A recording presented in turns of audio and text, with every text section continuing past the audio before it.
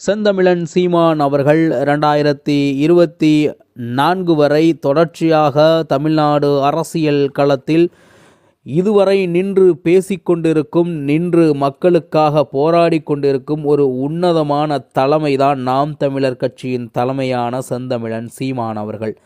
சீமான் அவர்கள் 2009 தமிழ்நாட்டில் அரசியலில் ஒரு புதுமையை ஏற்படுத்த விரும்பினார். அதைபோன்று தொடர்ச்சியாக எந்த ஒரு அரசியல் கட்சியுடனும் கூட்டணி வைக்காது, காசு பணத்திற்கு விலை போகிவிடாமல், மக்களுக்கும் காசு பணமும் எதுவும் கொடுக்காமலும், மக்களுக்கான அரசியலை மக்களே செய்ய வேண்டுமென்ற சிந்தனையை மக்களுக்குள் விதைத்து, எந்தவித காசு பணமும் இல்லாமல் 2009 துவங்கிய அந்த பயணம் 2024 வரை தொடர்ச்சியாக வந்து கொண்டே இருக்கின்றது.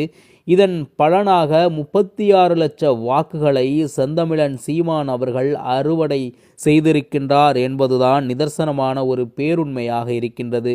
செந்தமிழன் சீமான் அவர்கள் தமிழ் தேசியத்தின் தலைமகனாக இருப்பதால், தமிழ் தேசியத்தை மட்டுமே வைத்து அரசியல் செய்வதால், மக்களுக்கு தமிழ் தேசிய அரசியலின் ஆழத்தையும் தமிழ் தேசிய அரசியலின் தேவையையும் உணர்த்தியதால் நிச்சயமாக தமிழ் தேசியத்தின் தலைமகனாக செந்தமிழன் சீமான் அவர்கள் இருந்து வருகின்றார். சீமான் அவர்களை தடுத்து, சீமான் அவர்களை தவிர்த்து தமிழ்நாட்டில் இனி அரசியலே இல்லை என்ற நிலையை தற்பொழுது சீமான் அவர்கள் உருவாக்கி வைத்திருக்கின்றார். சீமான் அவர்கள் மட்டும்தான் தமிழ்நாட்டில் எதிர்க்கட்சியாக முழுமையாக செயல்படக்கூடிய ஒரு தலைமை பண்பு மிக்கவராக இருக்கின்றார்.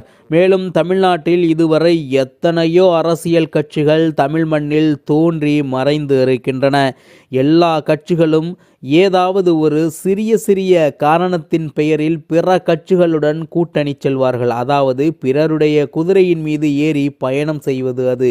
ஆனால் நாம் கொண்டிருக்கின்ற கொள்கையும் கோட்பாடையும் அடமானம் வைத்து செல்லும் அந்த ஓட்டத்தை ஒருபோதும் செந்தமிழன் சீமான் அவர்கள் விரும்பவும் மாட்டார். அதை நாம் தமிழர் கட்சியில் இருப்பவர்களும் விரும்ப மாட்டார்கள் என்ற காரணத்தினாலேயே தொடர்ச்சியாக சீமான் அவர்கள் சொந்த கட்சியின் மூலமாக, நாம் தமிழர் கட்சியின் மூலமாக மக்கள் புரிதலை ஏற்படுத்தி 8.3% வாக்குகளை தமிழ்நாட்டில் பெற்று அங்கீகரிக்கப்பட்ட மாநில கட்சியாக உயர்ந்து நிற்கின்றது.